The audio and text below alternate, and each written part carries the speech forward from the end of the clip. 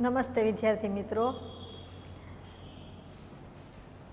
હવે પ્રાચીન ભારતે રસાયણ વિદ્યા ક્ષેત્રે સાધેલી પ્રગતિ, આ પ્રશ્ન પણ એ મોટા પ્રશ્ન તરીકે આવી શકે. તો પ્રાચીન સમયથી જ ભારત એ જુદા જુદા જે રસાયણ એનો પ્રયોગ કરી અને એનો ઉપયોગ કરતો આવ્યું છે. એટલે જ અહીંયા વાક્ય લખેલું છે, રસાયણ શાસ્ત્ર એ પ્રયોગાત્મક વિજ્ઞાન છે અને આ જુદા જુદા રસાયણો તે ખનિજો, છોડ, ખેતી માટેના બીજ, જુદી જુદી ધાતુના નિર્માણમાં એટલે ધાતુ બનાવવામાં, ધાતુમાંથી પરિવર્તન કરવા માટે, અલગ ધાતુ બનાવવા માટે અને સ્વાસ્થ્ય માટે જે જરૂરી છે એવી ઔષધિ, આના નિર્માણમાં આ જુદા જુદા જે રસાયણો છે એ ઉપયોગી બને છે. એટલે રસાયણોની અંદર આ એની ઉપયોગિતા આપી છે કે આ જુદા જુદા રસાયણો તો ખનિજો માટે, છોડ, કૃષિ માટેના બીજ, ધાતુના નિર્માણમાં, પરિવર્તન અને ઔષધિના નિર્માણમાં ઉપયોગી બને છે. પ્રાચીન સમયની અંદર ભારત આ રસાયણ છે એનો પ્રયોગ કરતું આવ્યું છે અને પ્રાચીન સમયમાં ભારતની અંદર મહાન એવા રસાયણ શાસ્ત્રી થઈ ગયા. તો મહાન રસાયણ શાસ્ત્રી કે જે નાલંદા વિદ્યાપીઠના આચાર્ય હતા અને એ નાલંદા વિદ્યાપીઠના આચાર્ય જેનું નામ હતું નાગાર્જુન, કે જે બૌદ્ધ ધર્મના તત્વજ્ઞાની હતા. તો નાલંદા વિદ્યાપીઠના આચાર્ય નાગાર્જુન કે જેને ભારતીય રસાયણ શાસ્ત્રના આચાર્ય માનવામાં આવે છે, એટલે ભારતના મહાન રસાયણ શાસ્ત્રી થઈ ગયા તે નાગાર્જુન. અને આ નાગાર્જુન એણે રસાયણ શાસ્ત્ર અંગેના મહત્વના 2 ગ્રંથો લખેલા છે. ગ્રંથોના નામ ખાસ યાદ રાખવાના છે, રસ રત્નાકર અને આરોગ્ય મંજરી. આ મહત્વના જે ગ્રંથો છે, આ ગ્રંથો એ કોણે લખેલા છે? તો નાગાર્જુન. તો રસ રત્નાકર અને આરોગ્ય મંજરી નામના ગ્રંથો રચ્યા છે. અને આ જ નાગાર્જુન એણે વનસ્પતિ એનો ઔષધિ તરીકે ઉપયોગ કરવાની સાથે સાથે ખનિજો એનો પણ ઔષધિ તરીકે ઉપયોગ કરવાની જે ભલામણ એ કરી હતી.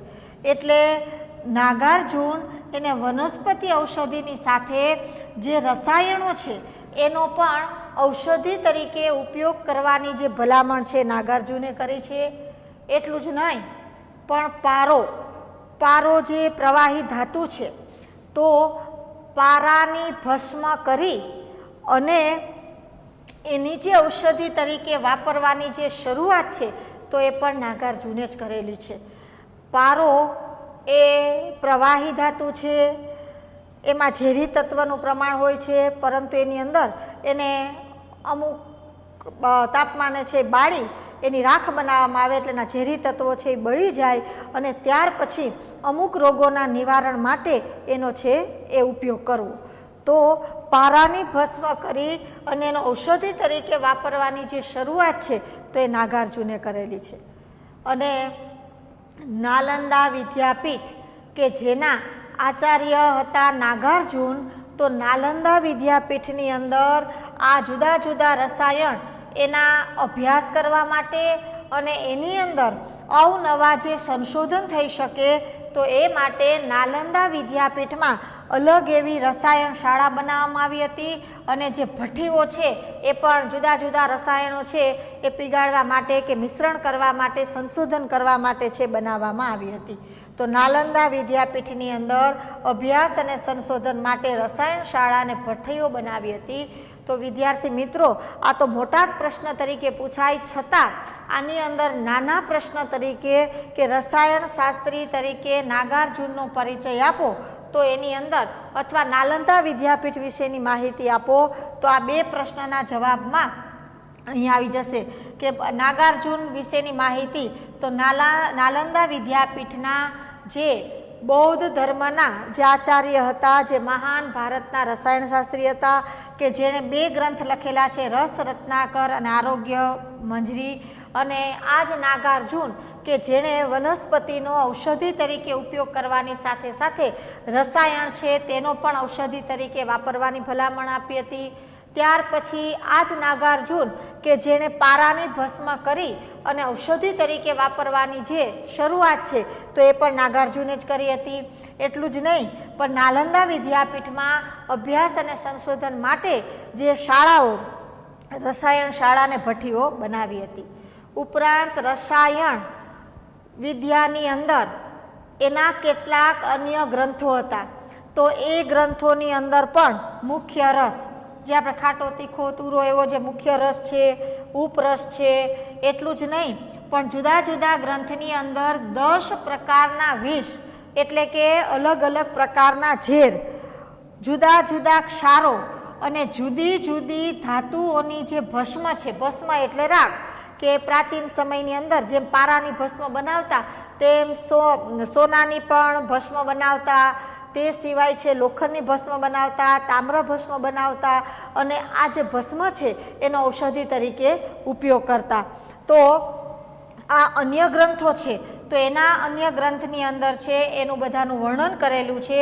તો કઈ બાબતમાં? તો મુખ્ય રસ, ઉપરસ, 10 પ્રકારના વિષ, વિવિધ ક્ષારો અને ધાતુઓની જે ભસ્મ છે એનું જે વર્ણન છે એ વિવિધ ગ્રંથમાં કરેલું છે. હવે પ્રાચીન સમયની અંદર ભારતે ધાતુ વિદ્યા ક્ષેત્રે જે સિદ્ધિ હાંસલ કરી છે અથવા જે ઉત્કૃષ્ટ સિદ્ધિ હાંસલ કરી છે એના આપણે ઉદાહરણ જોવાના છે કે જુદા જુદા રસાયણનો ઉપયોગ કરી અને કેટલીક જે મૂર્તિઓ બનાવેલી હતી. તો બિહાર એના સુલતાનગંજમાંથી ભગવાન બુદ્ધ એની તાંબાની બનાવેલી એટલે તામ્ર મૂર્તિ કે જે 7.5 ફૂટ ઊંચી અને 1 ટન વજન ધરાવતી આ ભગવાન બુદ્ધની જે મૂર્તિ છે તો એ પણ રસાયણ વિદ્યાના છે નમૂના તરીકે છે. એવી જ રીતે નાલંદા, બિહારમાં આવેલા નાલંદામાંથી 18 ફૂટ ઊંચી ભગવાન બુદ્ધની જે મૂર્તિ છે તો એ પણ રસાયણ વિદ્યાના નમૂના તરીકે છે. અને તે સિવાય દિલ્હી પાસે મહરોલી ત્યાં આવેલું કે જે ચંદ્રગુપ્ત બીજો કે જે વિક્રમાદિત્ય રાજા તરીકે ઓળખાતા, એણે લોહ સ્તંભ કે જે વિજય સ્તંભ તરીકે જે ઓળખવામાં આવે છે તો કે એ બનાવેલો હતો. તો છેક એ ગુપ્ત યુગના સમયમાં એ વિજય સ્તંભ બનાવેલો જે જોવા મળે છે. એટલા વર્ષોથી ટાઢ, તડકો અને વરસાદ સહન કરીએ છતાં પણ એમાં હજી પણ કોઈ પણ પ્રકારની આંચ આવેલી નથી. તો એ પણ એ રસાયણ વિદ્યાના ઉત્કૃષ્ટ નમૂના તરીકે અથવા ઉત્તમ નમૂના તરીકે જોવા મળે છે. તો વિદ્યાર્થી મિત્રો, તમારે જો પ્રાચીન ભારતે રસાયણ વિદ્યા ક્ષેત્રે સાધેલી પ્રગતિ તો એની અંદર પહેલાં જુદા જુદા રસાયણોની ઉપયોગિતા યાદ રાખવાની, ત્યાર પછી મહાન રસાયણ શાસ્ત્રી નાગાર્જુન વિશે યાદ રાખવાનું છે. અને નાગાર્જુન એણે જે ભલામણ કરી, શોધખોળ કરી, એના જે ગ્રંથો અને તે સિવાય જે અન્ય ગ્રંથ અને તે ઉપરાંત આ 3 છે તે તમારે ઉદાહરણ. જો અલગ પ્રશ્ન તરીકે હોય તો નાગાર્જુનનો પ્રશ્ન અલગ તરીકે આવી શકે અને અલગ પ્રશ્ન તરીકે ભારતે રસાયણ વિદ્યા ક્ષેત્રે જે સિદ્ધિઓ હાંસલ કરી છે એના ઉદાહરણ જણાવો તો એના ઉદાહરણ આ 3 યાદ રાખવા પડશે. બિહારના સુલતાનગંજમાં 7.5 ફૂટ ઊંચી અને 1 ટન વજન ધરાવતી ભગવાન બુદ્ધની તામ્ર મૂર્તિ, નાલંદામાંથી 18 ફૂટ ઊંચી ભગવાન બુદ્ધની મૂર્તિ અને દિલ્હીમાં ચંદ્રગુપ્ત બીજા કે જે વિક્રમાદિત્ય રાજા કહેવાય છે કે જેણે વિજય સ્તંભ બનાવેલો છે તે રસાયણ વિદ્યાના ઉત્તમ નમૂના છે. તો અહીંયા પ્રાચીન ભારત એ રસાયણ વિદ્યા ક્ષેત્રે સાધેલી સિદ્ધિ પૂરું થાય છે. અને હવે ભારત એણે વૈદક વિદ્યા અને શૈલ્ય ચિકિત્સા એટલે વાઢ કાપ જે આપણે ઓપરેશન કરીએ છીએ તે તો પ્રાચીન સમયથી જ ભારતની અંદર મહાન એવા વૈદ્યો કે ડૉક્ટરો થઈ ગયા હતા અને એ લોકો છે એ કેટલાય એવા જે રોગોના નિદાન કરતા અને ઓપરેશન એટલે શરીર ઉપર જે વાઢ કાપ પણ કરતા. એટલે વૈદક વિદ્યા અને શૈલીય ચિકિત્સા ક્ષેત્રે ભારતે પ્રાચીન સમયથી સિદ્ધિઓ હાંસલ કરી છે. તો ભારતના વૈદક શાસ્ત્રના જે મહાન પ્રણેતા થઈ ગયા એ મહાન પ્રણેતા ચરક, સુશ્રુત અને વાઘભટ્ટ. આ ચરક, સુશ્રુત અને વાઘભટ્ટ એણે વૈદક વિદ્યા ક્ષેત્રે એટલા બધા પ્રમાણમાં સંશોધન કરેલા હતા કે તેઓ એને સંશોધનને કારણે એ મહર્ષિ તરીકે છે ઓળખાણા હતા, મહાન ઋષિ તરીકે ઓળખાણા હતા એ લોકો વૈદો. એટલે જ કહેવાય છે મહર્ષિ ચરક, મહર્ષિ સુશ્રુત અને વાઘભટ્ટ. તો આ ભારતના પ્રાચીન ભારતના મહાન વૈદો થઈ ગયા. હવે એમાં મહર્ષિ ચરક એણે જે ગ્રંથ લખેલો છે આ ગ્રંથનું જે નામ છે એ ચરક સંહિતા. ખાસ યાદ રાખવાનું છે, મહર્ષિ ચરક એણે ચરક સંહિતા નામનો જે ગ્રંથ છે એ ગ્રંથની રચના કરી છે. હવે ચરક સંહિતા ગ્રંથની અંદર શેનું વર્ણન કરવામાં આવ્યું છે? તો 2000 ઉપરાંત કેટલીક જે વનસ્પતિ છે આ વનસ્પતિનો ઔષધિ તરીકે ઉપયોગ કરવો, એટલે આ વનસ્પતિનો દવા તરીકે જે ઉપયોગ કરવો એનું જે વર્ણન છે એ ચરકે કરેલું છે. એટલે આ યાદ રાખજો કે મહર્ષિ ચરક એનો ગ્રંથ કયો તો કે ચરક સંહિતા. અને ચરક સંહિતા ગ્રંથની અંદર એ શેનો ઉલ્લેખ કરવામાં આવેલ છે તો 2000 ઉપરાંત વનસ્પતિનું ઔષધિ તરીકે વર્ણન કરેલું એમાં જોવા મળે છે. એવી જ રીતે મહર્ષિ સુશ્રુત થઈ ગયા. તો મહર્ષિ સુશ્રુત એણે જે ગ્રંથ લખ્યો છે એ ગ્રંથનું નામ છે સુશ્રુત સંહિતા. સુશ્રુત સંહિતા એમાં શૈલ્ય ચિકિત્સા, શૈલ્ય ચિકિત્સા એટલે વાઢ કાપ, આપણે જે ઓપરેશન કહીએ છીએ તે, તો વાઢ કાપને લગતી જે માહિતી છે એ સુશ્રુત સંહિતા છે.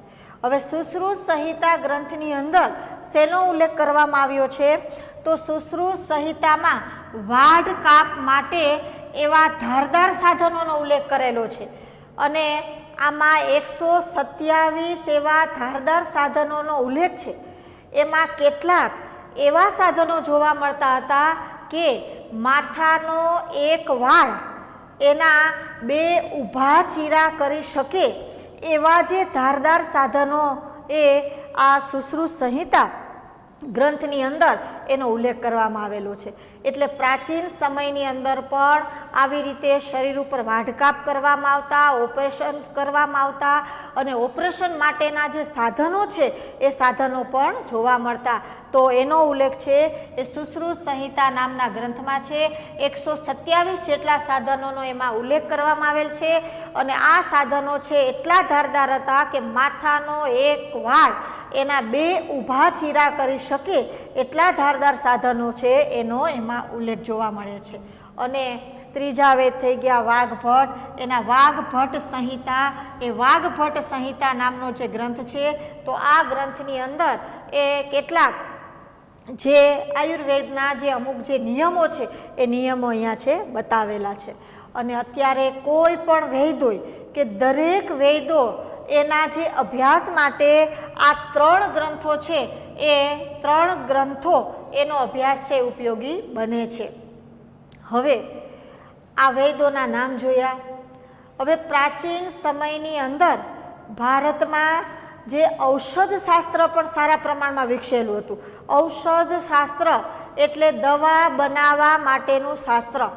તો પ્રાચીન સમયમાં પ્રાચીન ભારતમાં હિન્દુઓનું ઔષધ શાસ્ત્ર, જે હિન્દુ લોકોએ જે ઔષધિ બનાવવા માટેનું શાસ્ત્ર વિકસાવ્યું હતું એમાં દવાઓ, કેટલીક દવાઓ ખનિજોમાંથી બનાવવામાં આવતી, કેટલીક દવાઓમાં વનસ્પતિનો ઉપયોગ કરવામાં આવતો અને કેટલીક દવાઓ છે એ પ્રાણીઓની ચરબી, અમુક તેલ, અમુક જે ચીજવસ્તુ તો એ ઔષધિ બનાવવામાં ઉપયોગ કરતા.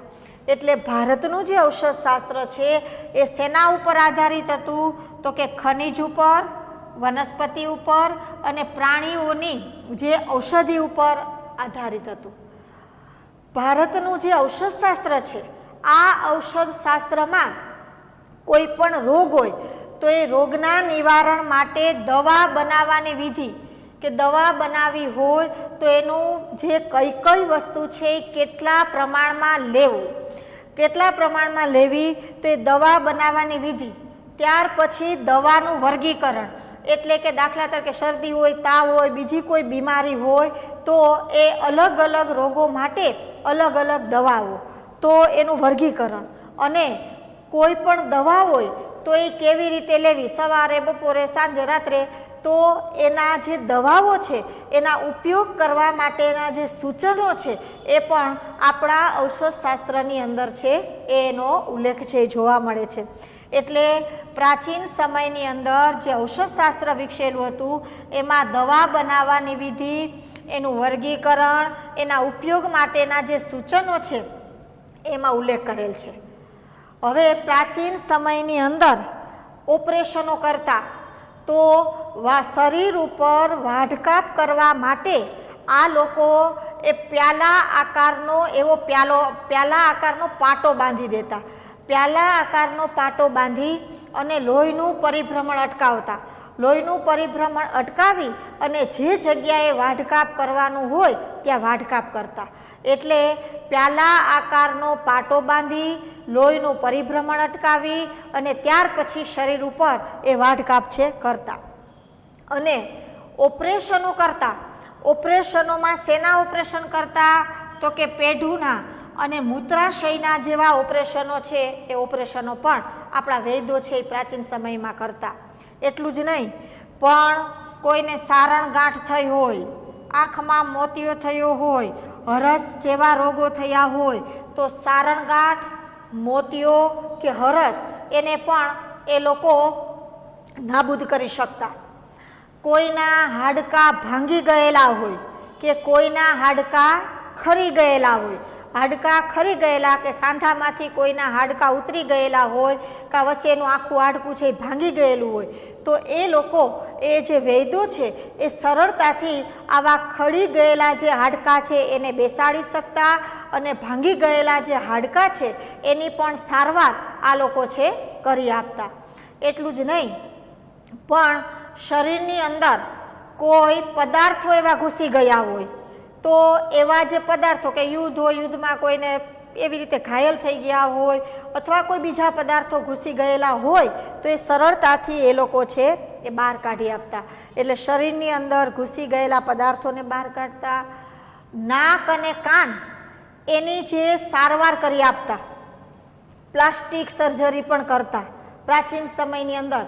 જો આપણે ઉદાહરણ જોઈએ કે દાખલા તરીકે ગણપતિજી છે તો એનું જે માથું છે એ શંકર ભગવાન એને કાપી નાખ્યા પછી એના ઉપર છે એ હાથીનું માથું જે લગાવેલું હતું તો એ આપણે કહી શકીએ કે પ્લાસ્ટિક સર્જરી દ્વારા છે એ કદાચ કરેલું હોય. ઋગ્વેદની અંદર પણ આવી રીતે છે એ પ્લાસ્ટિક સર્જરીનો પણ ઉલ્લેખ કરવામાં આવેલ છે.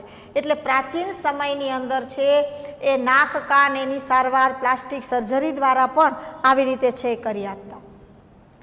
પ્રસૂતિ સમયે બાળકનો જે જન્મ થાય તો એવા પ્રસૂતિ સમયે એવા કોઈ જોખમી ઓપરેશનો કરવા હોય તો આપણા જે વૈદ્યો છે એ આવા જોખમી ઓપરેશન પણ કરી શકતા. એટલું જ નહીં, પણ અત્યારે કેમ જુદા જુદા રોગોના નિવારણ માટે સ્પેશિયાલિસ્ટ હોય તો એ સમયે પણ સ્ત્રી રોગના નિષ્ણાંતો, બાળ રોગના એવા નિષ્ણાંતો હતા કે સ્ત્રીઓના કોઈ પણ રોગો હોય તો એના નિવારણ માટે એ નિષ્ણાંતો છે એ રોગો દૂર કરી શકતા. બાળકો છે તો બાળકોના કોઈ રોગો હોય તો એ પણ દૂર કરી શકતા. એટલે સ્ત્રી અને બાળ રોગોના નિષ્ણાંતો છે જોવા મળતા. હવે આમાં જે વૈદ્યો હતા એ લોકો છે એ વિદ્યાર્થીઓ એને પણ આ વાઢકાપ શીખવતા. હવે વિદ્યાર્થીઓને આવા ઓપરેશનો કે વાઢકાપ અંગેનું પ્રત્યક્ષ જ્ઞાન આપતા. જો કેવી રીતે પ્રત્યક્ષ જ્ઞાન આપતા, તો કે એની અંદર કાં છે એ મરેલા વ્યક્તિઓ હોય, મૃત વ્યક્તિઓના શરીર હોય, એ શરીરની અંદર વાઢકાપ કરતા અને કાં પછી મીણના એવા પૂતળા બનાવતા. મીણના પૂતળા બનાવી અને એની અંદર વાઢકાપ કરી અને ત્યાર પછી છે એ વિદ્યાર્થીઓને પ્રત્યક્ષ જ્ઞાન આપતા કે આવી રીતે ઓપરેશન જે કરવાનું હોય તો આવી રીતે કેવી રીતે કરી શકાય. તો આમ વિદ્યાર્થીને પ્રત્યક્ષ જ્ઞાન આપતા. ત્યાર પછી કોઈ પણ તમને રોગ થાય તો આ પ્રાચીન સમયના જે વેદો છે એ તમને રોગના કારણ કહેતા કે આ રોગ છે એ કયા કારણે થયેલ છે. અત્યારે કેમ જુદા જુદા રોગ કે કોઈ છે એ વાયરસને કારણે થયેલા હોય અથવા કોઈ એવા કોઈ કારણે છે મચ્છરને કારણે છે થયેલા હોય તો એ રોગના કારણો કહેતા. પછી એ રોગ એના ચિહ્નો કહેતા કે આ છે એ રોગ થાય તો એના ચિહ્નો કયા કયા. ત્યાર પછી એનું વર્ગીકરણ કરતા. ત્યાર પછી એનું નિદાન કરતા. નિદાન કર્યા પછી એની દવા આપતા. એટલું જ નહીં પણ એ મટી ગયા પછી એની પરેજી પાડવાનું પણ કહેતા. કેટલા સમય સુધી આવી રીતે એની પરેજી પાડવી. તો પ્રાચીન સમયની અંદર રોગોના કારણો, એના ચિહ્નો, એનું વર્ગીકરણ, નિદાન અને પરેજી પડાવતા. તો પ્રાચીન સમયની અંદર પ્રાચીન ભારતમાં આ વૈદક વિદ્યા અને શૈલ્ય ચિકિત્સા એ સારા પ્રમાણમાં વિકસેલ હતી. હવે જે મનુષ્ય એના માટેના રોગોના નિવારણ માટે તે વૈદો હતા એટલું જ નહીં પણ પ્રાણીઓના રોગો માટેના પણ કેટલાક જે શાસ્ત્રો વિકસેલા હતા. હવે આપણને ખબર છે કે એ સમયે રાજાઓના સમયમાં એ લોકો હજારોની સંખ્યામાં હાથી અને ઘોડા છે પાળતા. હવે આવા હાથી અને ઘોડા એને પણ રોગો થતા. એટલે આવા રોગો છે તો એના ઉપર પણ કેટલા ગ્રંથો લખાયા છે. અશ્વ એટલે ઘોડા અને હસ્તી એટલે હાથી. તો એના રોગો ઉપર જે ગ્રંથો લખાયા છે તો એની અંદર હસ્તી આયુર્વેદ, આની અંદર હાથીના જે રોગો અને રોગોના નિવારણ માટે આવી રીતે આ જે હાથીના રોગો માટે હસ્તી આયુર્વેદ છે. અને ઘોડાના રોગ, ત્યાર પછી એના લક્ષણો, તો એના માટે અશ્વશાસ્ત્ર. આ અશ્વશાસ્ત્ર જે શાલિહોત્રએ લખેલું છે એટલે શાલિહોત્રનું અશ્વશાસ્ત્ર તો જે ઘોડાના રોગો માટે છે. અને વાઘભટ્ટ એના નિદાન ક્ષેત્ર માટેનો પ્રખ્યાત એવો જે ગ્રંથ છે આ ગ્રંથનું નામ છે અષ્ટાંગ હૃદય. તો આ પણ એ મહત્વનો ગ્રંથ છે. તો આમ આ પ્રાણીઓના રોગો તો એના માટે પણ આ ગ્રંથો છે એ લખાયેલા હતા. તો પ્રાચીન સમયની અંદર ભારત એણે વૈદક વિદ્યા ક્ષેત્રે જે પ્રગતિ સાધેલી છે તો વિદ્યાર્થી મિત્રો આ પ્રશ્ન છે એ તમારે ખાસ પ્રશ્ન મહત્વનો છે. આની અંદર હજુ એકવાર જોઈ લેજો કે આ પ્રશ્નમાં પેલા શરૂઆતમાં ભારતના પ્રાચીન સમયના 3 વૈદો થઈ ગયા. એના નામ યાદ રાખવાના છે: મહર્ષિ ચરક, મહર્ષિ સુશ્રુત અને વાઘભટ્ટ. એમાં મહર્ષિ ચરક એનો ગ્રંથ ચરક સંહિતા છે. ચરક સંહિતામાં શેનો ઉલ્લેખ? તો 2000 ઉપરાંત વનસ્પતિ એના ઔષધિ તરીકે વર્ણન. મહર્ષિ સુશ્રુત એનો ગ્રંથ કયો? તો સુશ્રુત સંહિતા. એણે શૈલ્ય ચિકિત્સાને લગતો ગ્રંથ વિકસાવ્યો હતો. અને શૈલ્ય ચિકિત્સામાં શેનો ઉલ્લેખ? તો કે વાઢ કાપને લગતા જે ધારદાર સાધનોનો ઉલ્લેખ. અને આ સાધનો એવા ધારદાર હતા કે માથાનો એક વાળ એના 2 ઊભા ચીરા કરી શકે એવા ધારદાર સાધનોનો ઉલ્લેખ હતો. અને 127 જેટલા જે આવા સાધનો છે સાધનો ઉલ્લેખ છે. વાઘભટ્ટ ને વાઘભટ્ટ સંહિતા છે. અને આ દરેક વૈદો છે તો દરેક વૈદો છે એના માટે જે આ જે ગ્રંથ છે એ ગ્રંથ એમાં એનો અભ્યાસ અત્યારે જરૂરી છે. પછી સીધું ઔષધશાસ્ત્ર યાદ રાખવાનું છે કે પ્રાચીન ભારતમાં ઔષધશાસ્ત્ર છે સારા પ્રમાણમાં વિકસ્યું હતું. તો એમાં શેનામાંથી દવા? તો કે દવાઓ છે એ ખનિજ, વનસ્પતિ અને પ્રાણી ઉપર આધારિત હતી. ઔષધશાસ્ત્રમાં શેનો ઉલ્લેખ? તો કે દવા બનાવવાની વિધિ, દવા બનાવવાનું, દવાઓનું વર્ગીકરણ, દવાઓનો ઉપયોગ કેવી રીતે કરવો. તો આ જે સૂચનો છે તો એ પણ આ ઔષધશાસ્ત્રની અંદર છે કરવામાં આવ્યા હતા. ત્યાર પછી ઓપરેશનો. તો એમાં ઓપરેશન કરવા માટે તો કે લોહીનું પરિભ્રમણ અટકાવતા. તો આ માટે પ્યાલા આકારનો પાટો બાંધતા. ઓપરેશન શેના કરતા? તો કે પેઢું અને મૂત્રાશયના ઓપરેશન કરતા. અને સારણગાંઠ, મોતિયો, હરસ તો એ નાબૂદ કરી આપતા. ખડી ગયેલા હાડકાં હોય કે ભાંગી ગયેલા હાડકાં હોય તો એને પણ આરામથી સરળતાથી બેસાડી આપતા. ઘૂસી ગયેલા જે પદાર્થો હોય તો એને પણ આવી રીતે સરળતાથી કાઢી શકતા. પ્રસૂતિ સમયના જે ઓપરેશનો હોય તો એ પણ સરળતાથી કરતા. સ્ત્રી રોગોના નિષ્ણાંત, બાળ રોગોના નિષ્ણાંત હતા. અને ત્યાર પછી આ જે વૈદ્યો છે એ વિદ્યાર્થીને પ્રત્યક્ષ જ્ઞાન આપતા. કેવી રીતે? તો કે જે વિદ્યાર્થી છે એને કાં મૃત વ્યક્તિના શરીર હોય કાં પછી મીણના પૂતળા બનાવી અને જ્ઞાન આપતા અને રોગોના કારણ કહેતા, ચિહ્નો કહેતા, વર્ગીકરણ કહેતા, નિદાન કરતા, પરેજી પાડવાનું કહેતા. અને પ્રાણી છે તો એના રોગો માટેના પણ આ શાસ્ત્ર હતા. યાદ રાખજો. તો ઘોડા અને હાથી માટેના હસ્તી આયુર્વેદ, શાલિહોત્રનું અશ્વશાસ્ત્ર અને વાઘભટ્ટનું અષ્ટાંગ હૃદય. તો વિદ્યાર્થી મિત્રો, આ તમારે ખાસ મહત્વનો પ્રશ્ન છે. પ્રાચીન ભારતે વૈદક વિદ્યા અને શૈલ્ય ચિકિત્સા ક્ષેત્રે સાધેલી પ્રગતિ એ તમારે હોમવર્કની નોટબુકની અંદર લખવાનું છે.